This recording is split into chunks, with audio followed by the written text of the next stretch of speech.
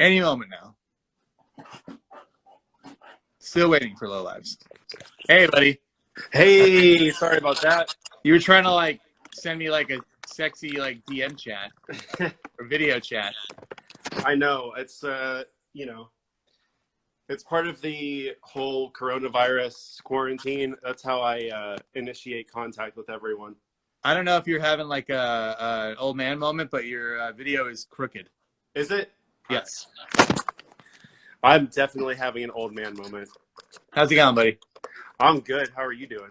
Good, hanging out. So I was trying to tell the viewers, I met you guys a year or two ago at Back to the Beach, which was an awesome festival. Unfortunately, they didn't come back this year. I know. I don't think they didn't come back because of coronavirus. They didn't come back because they went out of business. So either way, they weren't coming back. Well, that was such an awesome festival, and of all the festivals that I've done in my career, that was just, the lineup was awesome. And how's that? Good. Good? Awesome. So for those of you that don't know, really quick, Back to the Beach was here in Orange County, California. It was a 2-day festival, 2 years in a row. And the day you played, who was there? Story of the Year, Teenage Wrist. We played right before Story of the Year.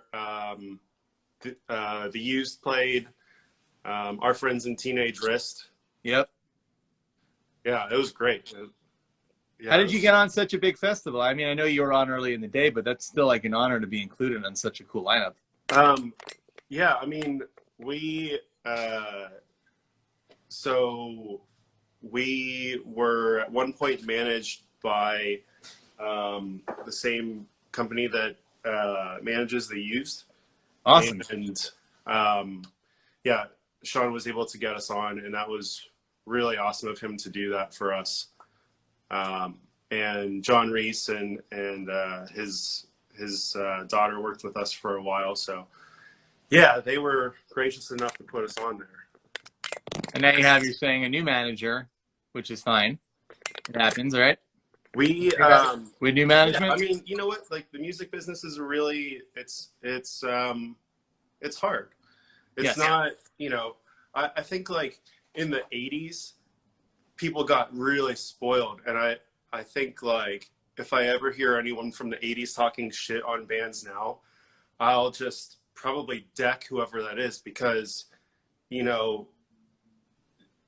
mean, we all use streaming services, but the money is not what it used to be. What's money? Exactly. That's exactly right. I used to do my show for many, many years from my apartment right here. Bands would come over, we'd do live like this, but in person, and people would chat just like this. And, I used to always, well, not always, but, every so often I would communicate with companies and labels, and I'd say, hey, can you, do you want to advertise some dollars? And they'd say, well, that's out of the question, but they would send me like free product or free clothing. And my dad used to say, you can't pay your rent with popcorn and candy, but that's what I was getting. Yeah, the perks. The perks. I mean, it's a really interesting time to be an independent band. And I hear all these arguments about people saying like, oh, well, the playing field is really even now. And yeah, sure, if you have money, it's even. But like, for anyone starting out, the grind is so hard. And, we get tricky, crafty, and we try and figure out new ways to create content when there's no budget. Zero budget. Zero. Yeah. The budget is zero. And so, what's really, I don't know if it's like, it's a little depressing in the same way it's a little inspiring, because like, I mean, I've learned Photoshop. Luke has learned Final Cut and various other things. We've all dabbled with our own video editing sort of things. And that's cool. Sometimes you don't need somebody to do that thing. Those things, if you can do it yourself. True. I mean, I guess the only thing that makes me sad about it is some people are as passionate about doing those things as I am about playing music.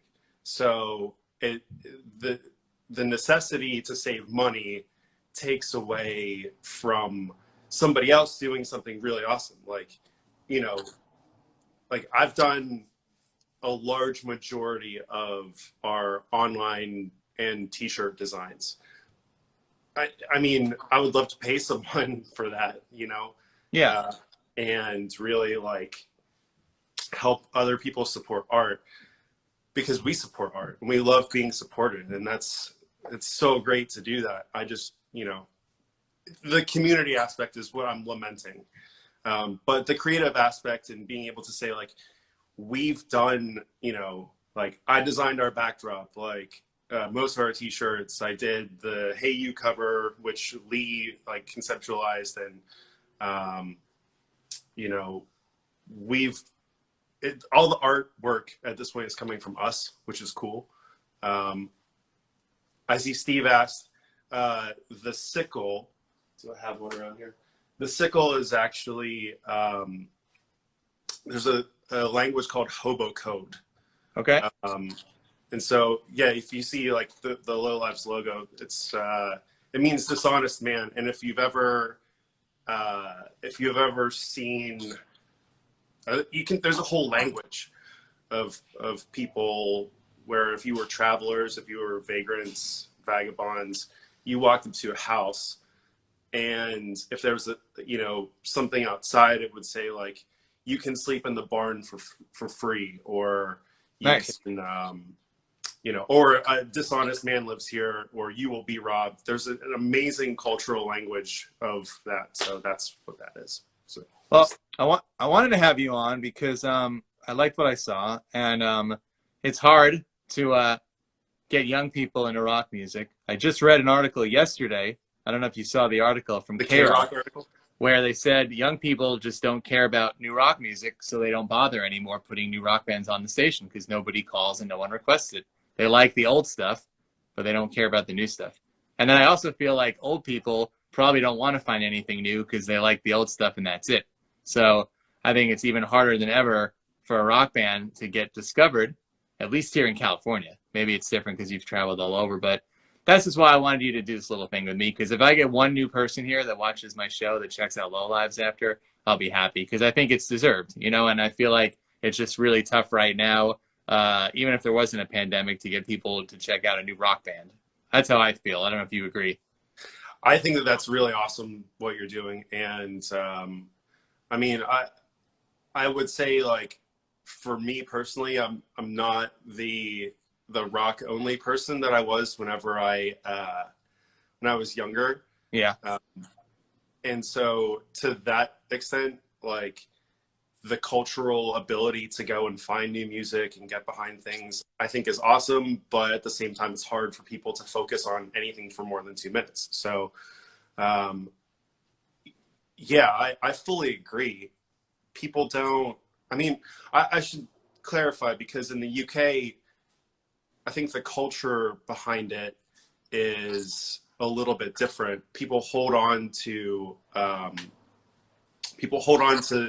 their bands and their artists and stuff. It's a real feeling of British cultural pride, and I think that that's amazing. And I wish that that was a bit more prevalent in the US, although the US is bigger. So you have scenes that will never die, like Philadelphia and DC and Seattle and Orange County. Those scenes are still alive, but the cultural thing for everyone is, it's not rock right now. It's the community aspect, I think, that's missing. Yeah. And I mean, I don't know, like we have phones, which we're on right now, that can, you pay $10 a month and you have access to everything that's ever been recorded.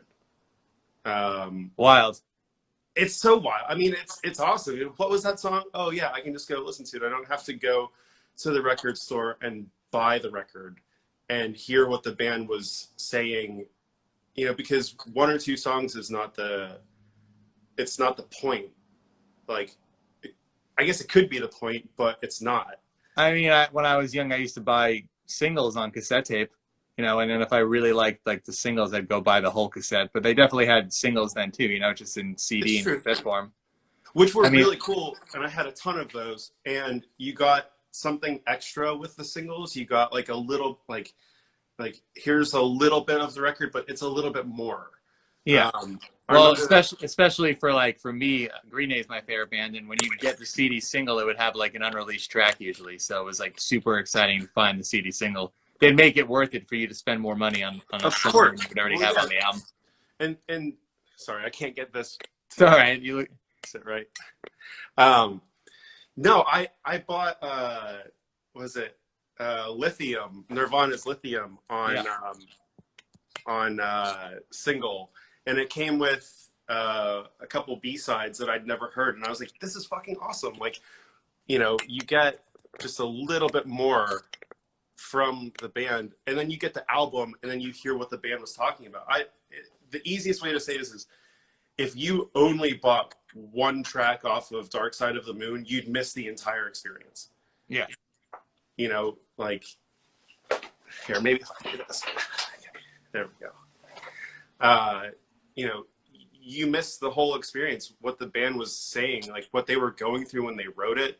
Like, you know, in some ways, I mean, we've been doing this with singles. So we have an album. We've been putting it out in terms of singles instead of a 12-track album. That's how you play. That's literally how you play the game. I know how it works these days. You have to. You have to. I mean, because people's attention spans are so, like, if you don't have continuous content, you know, I mean, Facebook interrupts it. Like, talk about that for a second. If we have, like, I don't know, 2,700, I think, I don't know how many people that like us on Facebook. That's nice. Good. It's awesome. It's a good amount. If we want to reach 2,700 people, we have to physically pay money. Yeah. To reach people that care about us. Like, so. Yeah. If not, they'll never see it. And I know that there's a whole, you know, there's algorithms and there's everything, but it's not the same as being like, you know, the mailers that you'd get, like, Smashing Pumpkins has a new record coming out. Here's a postcard. And I actually still have that for the Adore album.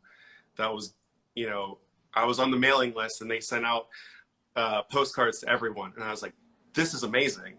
Yeah. Like, how cool is that? You know, you've reached 100% of your fan base. Whereas now, like, people's attention spans, like, they might not even see that you have a new single out, you know? But these are old school tactics. Are Low Lives doing any of these tactics in 2020 to promote? We do as best as we can do. So for our vinyl record, we did the first 100 people got autographed copies of the lyrics, which nice. I thought was pretty cool. We try and do as many little things like that as possible. I mean, to be honest, I think we're still trying to sort through what it means to be a band in 2020. I mean, it's just so hard. It's not like, even when I started, you get in the van and you press 1,000 CDs at a time, and then you work through that 1,000, and then, you know, then you reorder merch. It's like, how do you even afford the gas to get in the van to go play the show? Or go on the tour. It takes an initial investment, just like any business. You know, for a new band, it's very tough. When we were at Back to the Beach, I interviewed Story of the Year, and I love them. And he said, look, we're at a point, luckily, where we can pick and choose now what events we want to go play, and we don't just get in the van anymore and just go to the middle of nowhere on a weekday because it's not, you know, financially secure enough to do that. Whereas like a new band, you have to do all those things, even if you don't want to, I feel, to get ahead at this point. We've been pretty lucky. The tours that we've done and the shows that we've done, for the most part, have been really, I wouldn't necessarily use lucrative as the word, but they've all been exposure-wise lucrative. Exposure, yeah, exactly. and you just opened up for New Year's Day, and that's a big deal. It's a huge deal, and their fans were awesome to us. They, you know, it kind of reminds me, like, I went and saw, it was like 2003, I think. It was Avenged Sevenfold, My Chemical Romance, and Nora. Yeah. Like, what is Nora doing on that show? Like, they're a hardcore band, which is awesome. Like, that's like, you know, Avenged Sevenfold it was before they like blew up, and same with My Chem. And what were they doing on tour together? Like, that's awesome. And that camaraderie between subgenres is great. And I feel like that's kind of what New Year's Day did with us. Like, they're definitely more metalish than we are. Yeah. We have our heavy bits, and they're a lot heavier, I think, in general, more towards the metal side. But their fans were great. They were very welcoming, and we're just so grateful to them. And that's a good story of longevity. They've been around since 2007. I don't know if you knew much about them. Ash was coming over here to do my show 13 years ago. I mean, in the beginning, they actually were a pop punk band, and they evolved into what they sound like now. But she stuck with it. Her record label, the first one, TVT, they shut down, and the record, I think, was in trouble for a while because it wasn't going to be released. And then they broke up tentatively, and then she came back, and I remember her telling me, okay, I'm back now. I'm starting this new version of the band. And I thought, okay, good luck. And they're still doing it. So some people just have that drive and nothing else matters. Whereas a lot of other bands I've interviewed, it's not always their fault. Money gets in the way. There's, you know, unfortunately, out of 1,000 bands I've interviewed, you know, maybe 50 are still around at this point. Yeah, it's hard. I mean, you know, to play music for a long time, especially in the same concept, you know, like, I guess, like, no one ever I mean, you can't fault Metallica for having a 40-year career and going through like versions of themselves. Yeah. Like, that's honest. And I think that, you know, as you grow, I mean, dude, we all started playing pop punk in, you know, middle school. That's why you knew how to play. It's the easiest thing to play. Yeah, it's a great entryway. And then you evolve, and, like, you know, good on Ash for taking the road that she's done. I mean, you know, maybe it's like having several different bands under one moniker, but, like, yeah, I mean, New Year's Day crushes it now. Well, I think in the beginning they weren't as known, so she was able to evolve on her own terms. I had Lit on the show a few weeks ago. I'm good friends with the band Lit, and they went country recently on their last album, and a lot of the Lit fans weren't into it, and a lot of the country fans didn't really hear it. So he came on the show, and now they have a separate group called the Pop-Off Brothers. It's just him and his brother Jeremy, and that's going to be the country going forward, and Lit's going to come back and do rock again. So sometimes it doesn't work if you evolve, if people already know you as doing one type of music. So that's a challenge. Actually, one of the last shows I did when I was with the Ataris was with Lit, and I was stunned when Lit went country. Yeah. But I mean, you know, good for them. They've got a new fan base because of that. And there's also like a country and rock crossover that they played into, and it's huge in Nashville, and you know, they still do the hits really well. But I mean, I guess it makes sense, you know, like, at some point, I think every emo rocker of the early 2000s did a post country record. I know Chuck Reagan did, and I loved his solo records off of Hot Water Music. And yeah, we all got into Lucero at the same time, and, you know, there's a hardworking mentality that touring bands come to. But it's kind of cool to hear that they're going back to rock. Hopefully. Now you mentioned the Ataris. people who are just watching for the first time might be surprised. Maybe they just thought Low Lives was your first band. Um, I'm not sure if all the members had played in previous bands before. I don't remember our conversation. I think everybody did at one point, correct? Um, yes. Luke was in Beat Union and Amen, and Lee had The Defiled. Yeah. I've been in so many bands. It's been a funny career. My first band was called Once Nothing, and that was a 2007 Tooth and Nail band. I was gonna say it sounds like MXPX, like Yeah, Slick Shoes kind of band. yeah, and then I played for War of Ages and Project 86. Oh, I And, remember them. Wow, that's the old school. yeah, and Wow. then Day Trader, and actually Jeez. my old band Gasoline Heart just put out a new record, which is awesome. So I mean, I've run the gambit And you're all the still way and you're to the still Ataris. and you're still doing it. But I want people to know, Low Lives, this is a serious band. This isn't just like a hobby. It might sound that way because you've been in so many bands, but this is like long haul. I would I would I would say that I've had personally two bands. There was Yeah. Once Nothing, which was my first band, which was mine, and Low Lives now, which is mine. And the other bands were a fantastic experience, but you're getting me. Like this is my band. Like, and I think what's super cool about it is, I mean, I won't divulge our age, but we're not young kids doing this. We're functioning adults in a punk rock band, which is, and we're friends, which Yeah. you never think you're going to get again. Because your first band's like the dudes you just hang out with, and that's cool. And you start something and you're like, cool, we're all friends and we're doing this band, and then you grow together, and it feels that way again, which is, I'd given up on that. I will always play music, but I'd given up on being like, this is my band.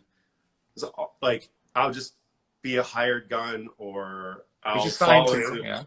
I'll fall into a position, like starting a band to me 4 years ago was like out of the question. So So you were in this band since day one? You came up with it together? since so the way that Low Lives started, Lee had some songs that didn't fit with his old band. He and Luke got to talking. They were like, cool, let's explore this. Let's see if this works. Luke and I have been friends for over 10 years. And Luke was like, hey, you should check this out. Let me know if you like it. Let me know if you're into it. Come jam with us. I was like, okay, cool. Like, it was right after my son was born, and I was just like, everything was crazy, and I was just like, you know what, like I need this. Yeah. So I'll go jam, and even That's if it's fun. just if it's a good time, it's a good time. If it's lets out a little bit of stress and pressure. And we got in a room together, and we were like, whoa, okay, like this is a thing. And Lee and I had met a few years before, and we walked in the room like, hey, it's you, like, good to see you. It was all good vibes straight from the get-go. And so that was, I think, kind of the day that Low Lives was born. And then we decided to go and track Burn Forever and see what happened with that. And we did Burn Forever. And we were like, okay, this is awesome. We're all very excited about this. And then we tried to be a three-piece. It didn't work. And then Jax was actually his old band called Here Lies the Hero. We're tracking with Bo Rochelle, who we did our record with. And Bo was like, oh, you should check this dude Jax out. He's a shredder. Because we had been exploring, like, we need someone else to play leads or just fill the sound out. And one rehearsal with Jax, we were like, this is the dude. So, but all of that was before Low Lives like officially was anything. We were just dudes jamming and writing as many songs as we could. And the name Low Lives is something that Lee had in mind from the get-go. So That's great. So By the we've way, all, like, Low Lives hasn't changed. There hasn't been one member come out. Like, no one, as far as I'm concerned, is interchangeable in Low Lives. Like, that's great. You know, barring some horrific thing, we will always be who we are. Like, and that's how I feel personally. By the way, if you're watching right now, we're not ignoring you. We're chatting. If you want to tell us where you're watching from, I always find that exciting. I like knowing where people are tuning in from. Just let us know, your name and where you're watching from. If you have a question, that's cool too. If not, I just like finding out where these people are hanging out with us from. And people are slowly coming in one by one, which is exciting. I'll be back here tomorrow, same time with Sumo Psycho, who are like a Cool. rock punk kind of band from Canada, and they're pretty big out there, so that should be a lot of fun. And then next week, Wednesday, I'm going to go on at 2 because I'm going to talk to the Skints, who are from the UK. So it's like 10 o'clock there. So I figured like 2 o'clock is like a nice time. I don't want to make them wait till 1 in the morning. And then the following Thursday, so a week from tomorrow, I'll have the Ready Set will be on here. So I'm having a good time, man. I was telling you, I didn't do a live show for like 3 years, and I missed it. And so quarantine brought me back into it. So I'm just excited to be here. Just happy to be able to talk to people again. Yeah, we're so starved for human interaction. I mean, you're telling me I work normally I don't work with anybody normally. I go to work, but I don't have a coworker, so I don't talk to anyone all day. So I was kind of, after a couple of years, getting lonely. I missed doing this twice a week. So once I was quarantined and the opportunity came up to start chatting with people on Instagram, I said, I got to take it, because for a while, Instagram didn't even have a feature where you can do this. It was just you going live by yourself. So Right. Once this came out, I'm like, okay, let's see what I can do. So I've mostly been interviewing people that I've known over the years that I've built a relationship with from my show, like Bayside and Mest and Ataris. But like I said, I really like you guys. So I wanted to have you on, just so people who watch every show, like Christy here from Austin, she's been watching every show now. She can go check out Low Lives after this on YouTube or iTunes, and maybe she'll be a new fan. So that my work is done. We can't hear part of a song through here. I don't think you can play anything, but you can go on to what's the best site they should go on to after? Like which I mean, we have everything. We're on, Apple Music, Spotify, Bandcamp. If you just type in Low Lives for Apple Music and Spotify, that'll come up. We Are Low Lives is where you'll find us on Bandcamp and Facebook. Literally, we have every bell and whistle to hear us. And the newest single is Bones. They should check that one out. Yep, the newest single is Bones, which I'm so excited about. It was one of my favorite songs. It was one of the first songs that Lee brought to the band. And I think it's a little more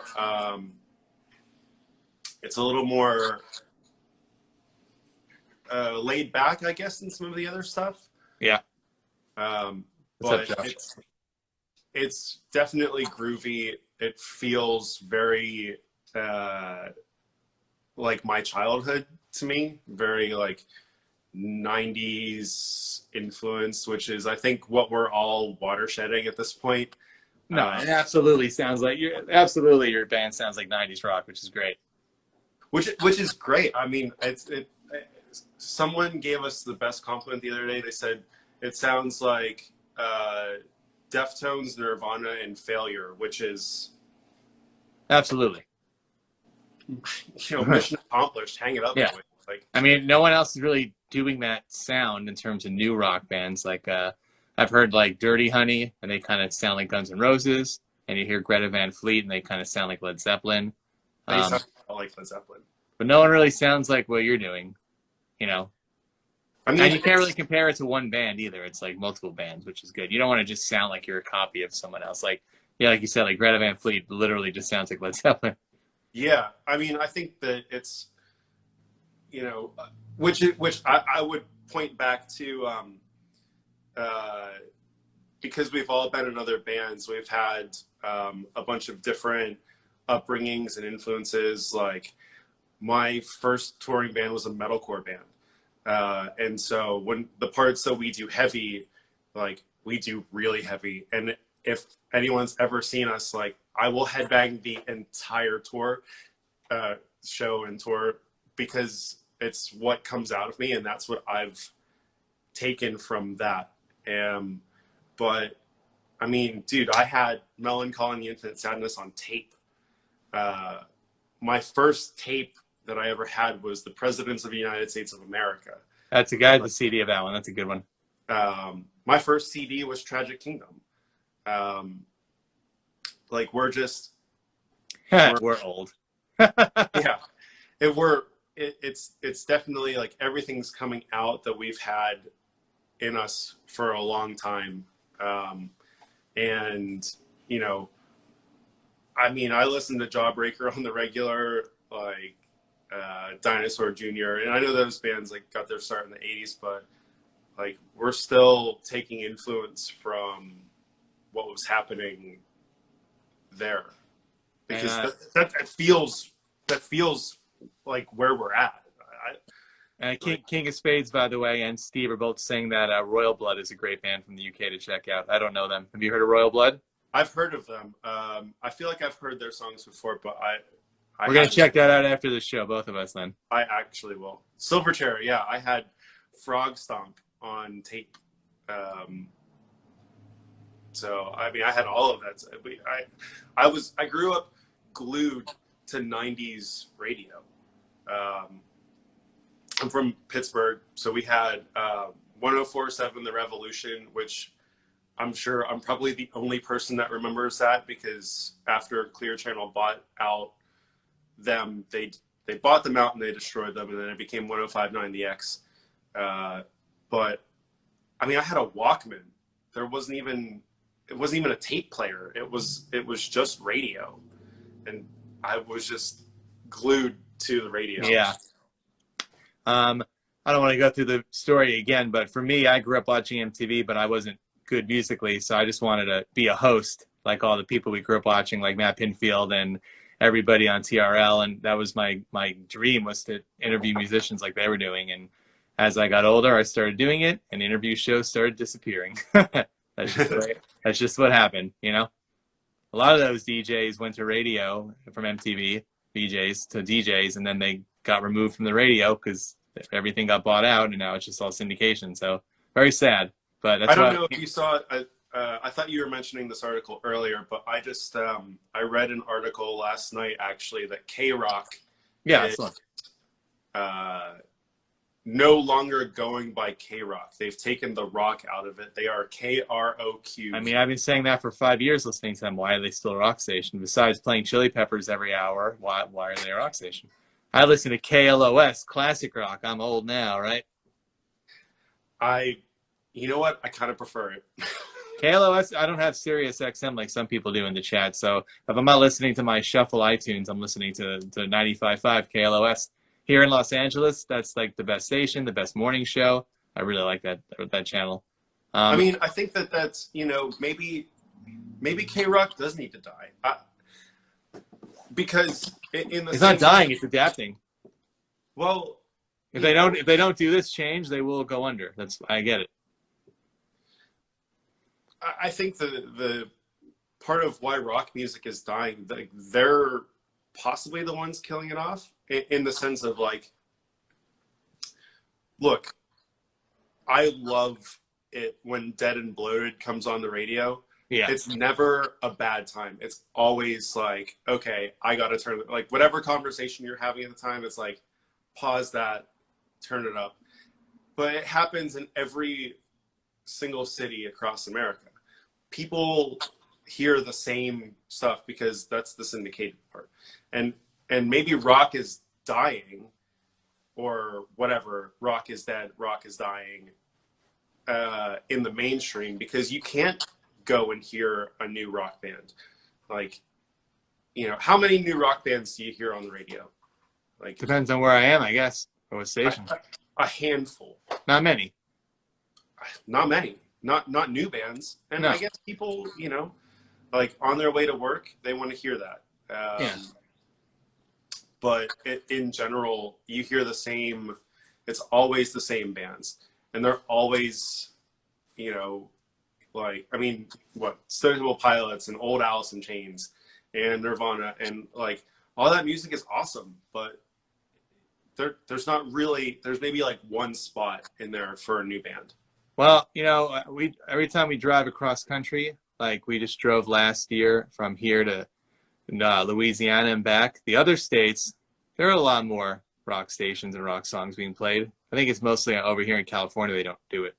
But when you're like when you're deep in Texas and you're going through like Oklahoma and like all those states, they're still playing rock. But it's not new rock. It's Korn and Limp Bizkit and 3 Days Grace, and sometimes you hear Seven Mary Three Cumbersome and you get all I excited. love Seven Mary Three. Yeah, nothing new, but they still play more of a diversity than just Chili Peppers, Incubus, Linkin Park, Chili Peppers, Incubus, Linkin Park. That's what it is right here.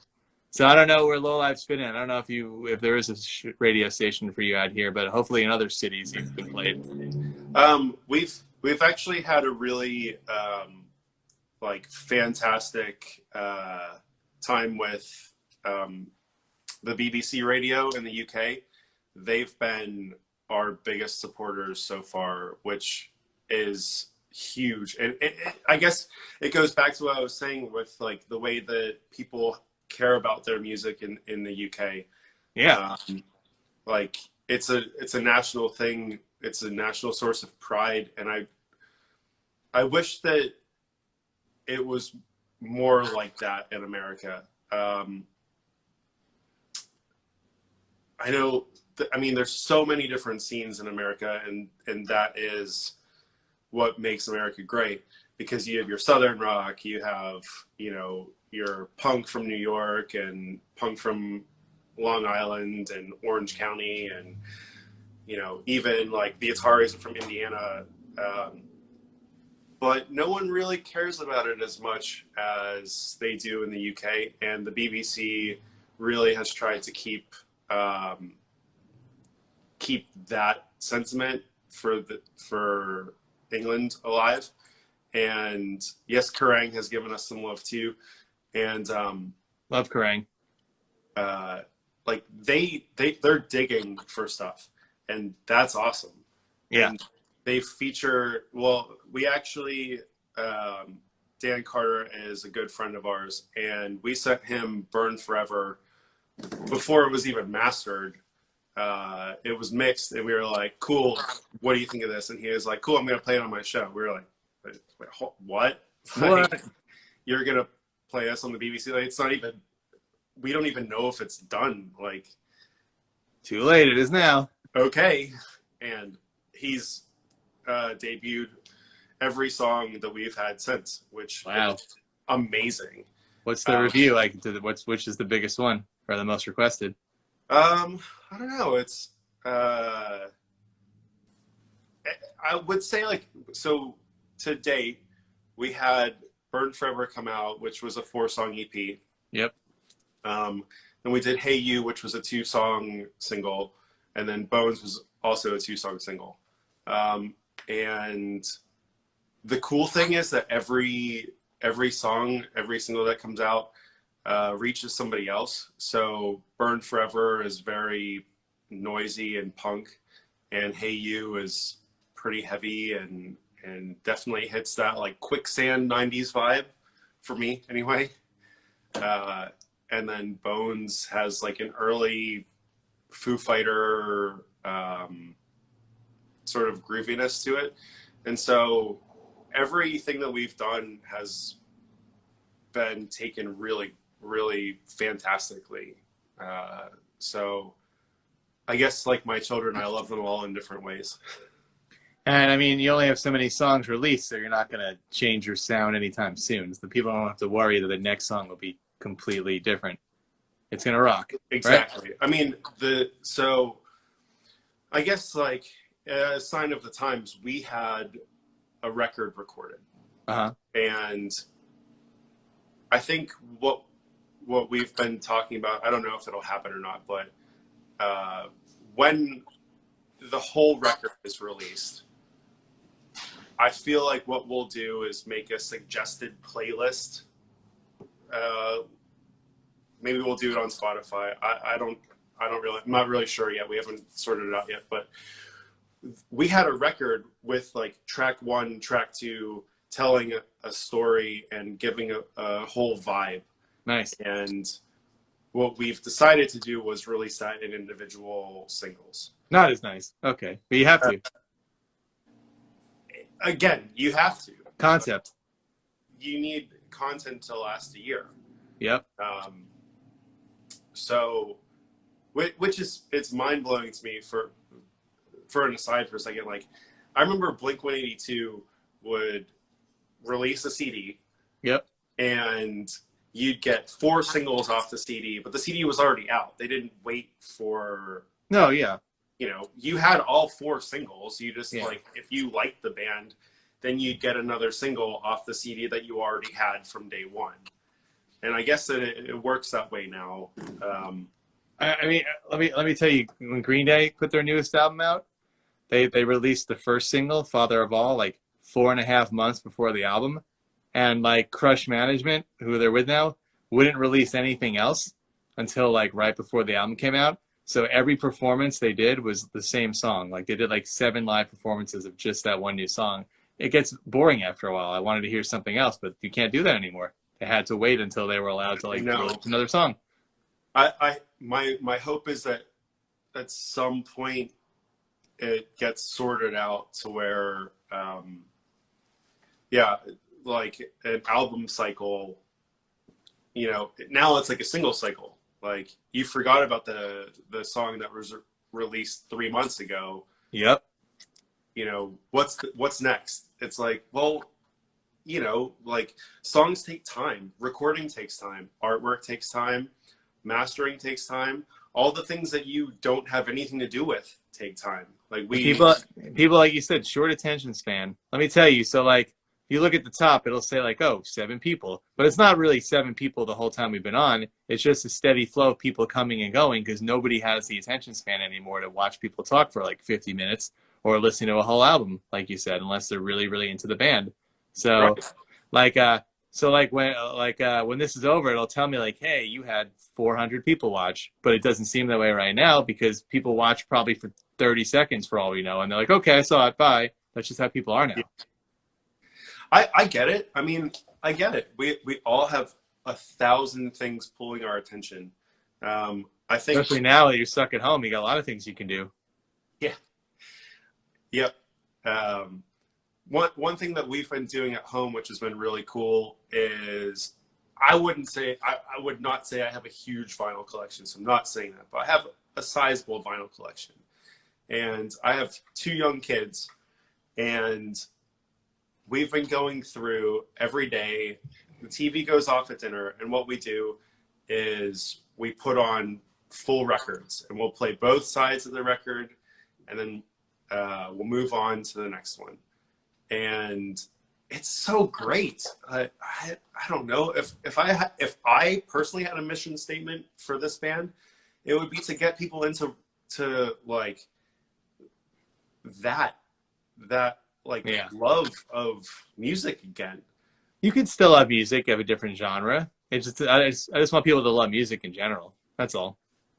We need it. I mean, just love something, you know, even if it's pop or R&B or hip hop. As long as you love something, then that's better than not loving any music, you know? Yeah. I mean, dude, like, I mean, that's just some people don't like music and that's fine, but it freaks me out. I've met people before that said they never listen to anything in the car. It's silence. That makes me crazy. I think that's probably the hallmark signs of a psychopath. Yeah, no, I don't mean sports or news. I mean nothing. Oh, I just don't listen to Strauss. It's so weird to me. They're not even on the phone, like talking. They're just in silence. I couldn't. I always need music when I'm walking outside, when I'm driving. It's just like the soundtrack to your life, or at least for me, for my day. Oh my God. Like, uh, when you live in Southern California, I'm sure you've been to Joshua Tree before. Actually, we just went this past year for our first time though. I hadn't been there before. Um, I had been over in that area to Pappy and Harriet's, but never to the actual of park till now. course, Happy and Harris is awesome, and I hope that it doesn't get sold. But Is it supposed to get sold I've heard. to who? Someone that's going to make it something else? I don't actually know who it's going to Oh, get sold to, but the last cool place out here. like one of my favorite memories with my wife is we got stuck in the park. It was pitch black. We put on Dark Side of the Moon and we drove through the park. We pulled over, got out, and just cranked it on the side of, like, in the desert where it's silent. There's a million stars, and you really like have such a connection because music was there for that. Yeah. And like, dude, like music's been there for everything that I've ever done. Every song that I love has a memory and a time place to it. Yep. And Like it was almost like it was written for you sometimes, right? The lyrics are like, how'd they know? Were they watching me? Were they reading my journal? How'd they know? yeah, exactly. And I think also, the thing about music that is so amazing is if you go like way, way back to when music started and you talk about tribalism and community, like what was it? It was like families getting together and jamming with each other, or it was like villages getting together. And I mean, I have this one really cool record, which is like African tribal drum beats. And like Yeah. each track is a prayer, but they're drum beats. And it's very mind opening. I mean, look, I'm jealous. I just read a report that tomorrow night already in Austin, Texas, they're already going to have a venue with someone performing live. Just one guy playing country music, but someone's going to see live music tomorrow, and the rest of us have to wait. Sucks. Yeah. And they did that. They did that in Arkansas. It looked really lame, but they had a show there too with like 50 people in a giant place. I mean, that's not necessarily fun, but it's still better than nothing. I still like it better than watching them on YouTube or on these live streams. Yeah. It was cool at first, but now I'm kind of like, okay, I'm over it. Yeah, I think that's what coronavirus has really taken down, is the sense of community that we have. I mean, you know, we do our best to you know, call our friends and FaceTime and, you know, virtual happy hours. Yeah. All of that stuff is great. And if anything, I hope that after this that stays going. But the thing that I really miss is, you know, I don't care if there's 20 people at a show or 20,000. I've done both, and they're always amazing. And the sense of community that you get when you're in even the smallest, most intimate setting, I'm starved for it. Do you miss playing boys? Do you miss playing Boys of Summer? I do. I love it. That's a great song. There, I mean, you know, there's an energy to playing live, and I think that that's what comes out of me the most, is the energy. Yeah. So what are you gonna do? I mean, will Lowlives release any other songs this year? Like, I guess now, is anything else done? Yes, there will be other releases. We're trying to sort it out. I mean, so the video that we just put out for Bones was something that we all filmed. It was a compilation of shots from the last tour that we did with New Year's Day. Every show we tried to have 3 cameras rolling. This was before we even knew about coronavirus. Yeah. So we had 3 cameras rolling to get content. So part of it was that. part of it was us shooting from home. And our next single, probably next single, will be called I Don't Like You. And if you've been to any of our shows or you heard our live BBC session, then you've heard this song. And we really wanted to give it a proper music video, but who knows if we can Do that. Yeah, it's so hard to know what you can do right now. Like it must be hard also when you're a new band and you're playing songs and people can't go buy them yet or even download them, huh? it's true. Yeah, I mean, Like you can't like, oh, I hope you like our songs, but they're not out yet. You just have to hope they add you on the internet and wait around. That's probably tough.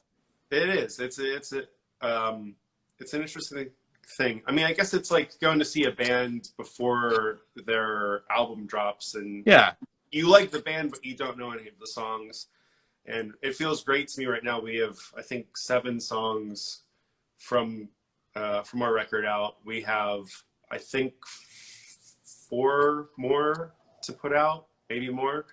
And we have Lee has so much material. We have probably albums 2 and 3 written already. nice. And he writes more every day. There's a lot of firepower just resting in this band. And those are just things that he's written. So we have content for years. It's just Got to get out there. At least you played shows pretty close to the cutoff. I saw you were playing into March even before you came back off that tour. Dude, we got back from Europe. As I landed was as soon as my phone reconnected to internet, I got the notification that Trump was closing the country down. Amazing. So as I landed, that happened. So I mean, and you were in Italy, which is was the worst at the time. we actually didn't go to Italy. Oh, you didn't go to that? Okay. No, so Italy was supposed to be the last day on our tour. It was going to be in Milan. That got canceled about 2 weeks from the end of the tour, but we were in Paris the day that Paris announced their first coronavirus death. Ooh. So we were we all went and bought our own individual hand sanitizers. I mean, it was before anyone knew to wear masks or anything, but we were like, okay, no more shaking hands with anyone. You know. Well, I mean, now that we know more of what's going on, I mean, not to debate it, but it's not. That was the scariest time when we didn't know anything. Yeah, I mean, I think every day, hopefully the fear gets a little bit less. I mean, certainly it's getting less for me right now. I'm beginning to think it's not that it's over, but that maybe we can start doing things again. And if you look at my Instagram, every day I go out to a new place in LA just to go see some nature. For a while, I didn't go out anywhere. For like a month, I only walked outside, and that was it. Now every day I'm going somewhere for an hour to get some air, to do something. So I'm not as afraid anymore as I was. But I don't have kids to worry about like you. You have more responsibilities. Yeah, I mean, we've been going to see open air places, like open spaces, or just like in the Angeles National Forest, which is great. Yeah. I mean, we feel very connected to nature at this point, which is amazing. But, as the husband of a scientist, we try and trust the science. Yeah. It's not always great science, like the pandemic video or plandemic video. Yeah. Well, I never believed that one for a second, but whatever. We watched that the morning it came out, and we were like, hold on a second, we have some questions. Yeah. But that's the problem. That's the problem with YouTube. You can make up anything, and if you put so you want to generate ad revenue on it, you can become rich from people watching your video because they're looking for answers. Well, yeah. I mean, look, we're always trying to discern the truth, especially my wife is a climate scientist, and so we're constantly having to dispel rumors from even our family. Oh yeah, ton of rumors. So I got distracted. Ryan says I was on your show in the 2010s, Westland. Good to see you're still doing what you love. Thank you. King of Spades said as long as you blast the body with a tremendous amount of UV light and inject the body with disinfectants, you'll be good to go. I would never endorse shooting Clorox, but I mean, maybe it's amazing. Who knows? Yeah, okay, Westland. I remember Westland. Yeah, man, thanks for tuning in. Like I was saying earlier, I didn't do a show for 3 years. I was done. I was out of the game.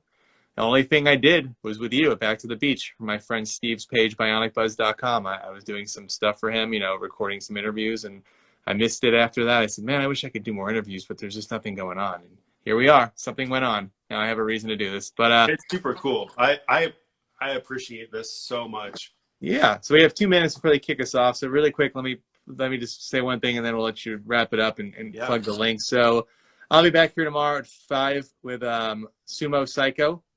And they're from Canada, rock band. Check them out. Female fronted, a lot of fun. Next Wednesday, I'll be on with the Skints at 2. And the next Thursday with the Ready Set at 5. Women in Stereo, great Instagram page. They feature women of all different genres, performing artists. So check out Women in Stereo. And thank you guys for watching. And if you're new to the show, please follow me on Instagram so you can get updates on who's going to be on next and see what I'm doing every day. And 1 minute to go. You have the floor, man. Tell them where they can check out more Low Lives. So I would say bandcamp.com/wearelowlives, or I think switch that. Low Lives on Instagram, Spotify, Apple Music, Low Lives. Our newest single is called Bones. It's a 2-song single. We have music videos out on YouTube. Just reach out to us. We respond back to every message, I hope. And yeah, we are there to do this. So thanks for hanging out, man. They're going to kick us off. Much. Thanks for hanging out. I'll talk to you soon. Let's be in touch. And thank you all for watching. Have a good night. Be safe. Thank you so much, guys. Thank you so much. Cheers.